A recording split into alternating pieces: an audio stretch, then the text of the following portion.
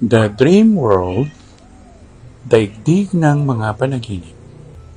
Kung sa iyong panaginip ay nakita mo mismo si Kuan Yin Ma, magandang panaginip dahil yung hinihingi mong awa o biyaya mula sa Diyos ay pinagbibigyan ka.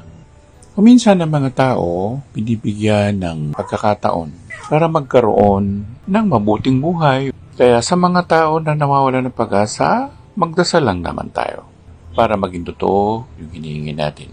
At kung mismong altar ni Kuan Yin, tapos nagsindi ka ng joss sticks o ng hiyug, at umuusok pa yon sa panaginip, ang ibig sabihin yan, yung pagdarasal mo, kung hindi man siya si Kuan Yin Ma, sa mga Diyos o santo ng mga inchik, ay nakakarating sa kanya. At pinapakinggan ka niya, at maaaring mag-aantabay ka na lang para mabigay sa iyo yung hinihingi mo.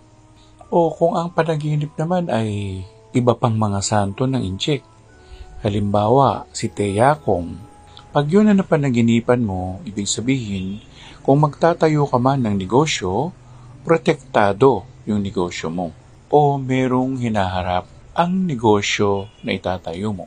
Kung ang nakita mo naman doon ay kulay berde na si Tara, kasi yan yung goddess of fortune. Yan ang ibig sabihin, may mga darating na pera sa'yo na hindi mo ini-expect.